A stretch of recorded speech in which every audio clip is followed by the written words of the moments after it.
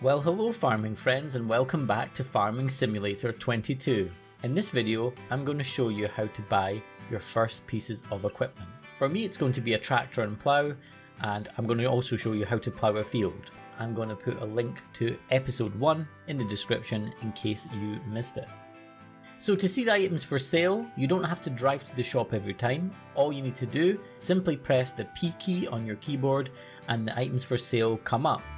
Use the icons at the left hand side to browse for new stock, but what we're going to do today is buy some used stock because I've noticed there's a tractor and plough that are going fairly cheap. And you might be wondering why we're doing that. Although we're loaded with cash, I don't want to have all the gear and no idea, so let's not flex too much on the neighbouring farmers, show a bit of humility, and let's buy some used stuff. First of all, the plough. Now this one is 6 meters, that's over 19 feet, so that might be a bit too big, but it is on sale. Now with the plough we can specify the pack-o-mat attachment, which is a type of roller system that prepares the ground for seeding, but I've got no idea if it's necessary, so I'm just going to buy the standard plough for now. Let's now have a look at the tractor, and it's the McCormack. Looks like it'll be useful for the foreseeable future, looks pretty powerful. And in here you can customize a range of things about the tractor. You can use narrow tyres to prevent damage to your crops. Wheel weights can be added to provide more traction if you're pulling really heavy items. And there are also different tyre brands implemented. I'm not too sure what effect that they have. In the next episode I'm going to show you how to lease equipment, and this can be a really good idea in 3 different circumstances. Firstly, when you don't have a lot of cash. Secondly, when you don't use the equipment very often. There's no point having it hanging around at your farm for too long. And lastly, to let you try a piece of equipment to see if you like it before you commit to buying it. And you'll see later in this episode, I really should have done that. I should have leased my plough first of all. You don't need to walk all the way here, especially if you don't have a vehicle. Just simply push the tab key and you will teleport immediately to the shop. This is a massive plough and our field is tiny. It's an absolute monster, this thing. So we might have a little bit of difficulty here. But don't make the same mistakes as I do, folks. I do these things so you don't need to. To connect the tractor, simply reverse it up to the plough or anything that you're connecting to and push the Q key and it attaches just like that. Nice little animation as well.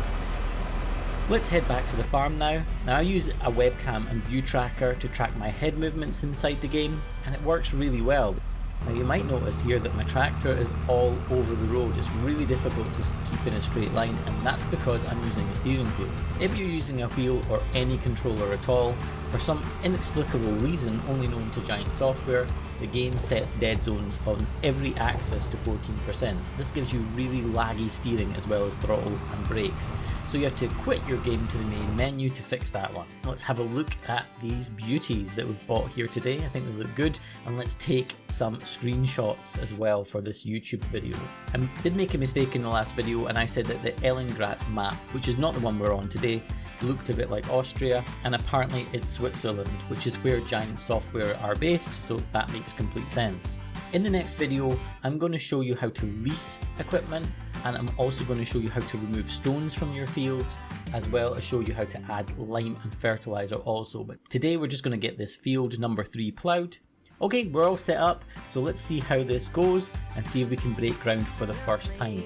To fold or unfold the plough, you push the X key, and to lower the plough, you push the V key.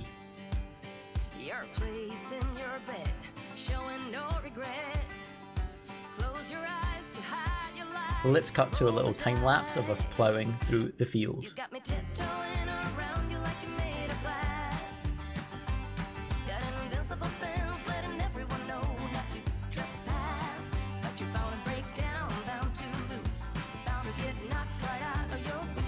Use my witchcraft.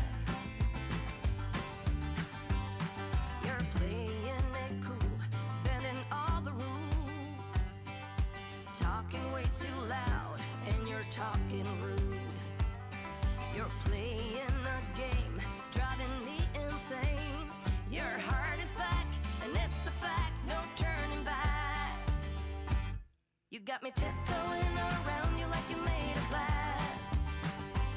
Got an invincible fence letting everyone know not to trespass, but you're bound to break down, bound to lose,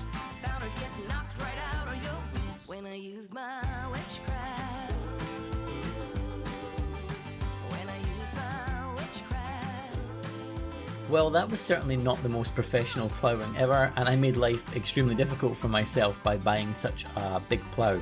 But it's done, despite the tyre marks here and there and the wonky lines. Let's head back to home for the day and chalk this up as a success though, and see if we can get this contraption in the shed. I hope you've enjoyed this video and maybe learned something. The game has a fairly steep learning curve, but there's so much you can do in it.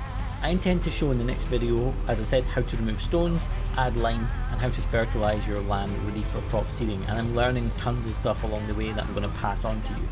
My intention with this series is to show you a wide range of crops and how to grow and harvest them, and if we wind up not killing them, maybe moving on to animal farming afterwards.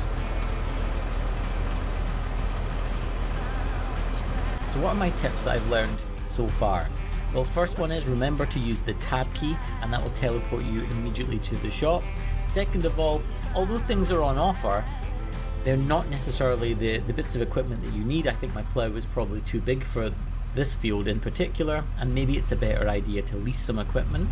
And lastly, if you're using any type of controller at all, check the dead zones. Put them all down to 0% and it will make your driving experience far easier. But thank you so much for joining me again. Hope you learned something along the way. Leave me comments and suggestions as we go forward in this farming journey together. I do appreciate your support, and until the next one, take care.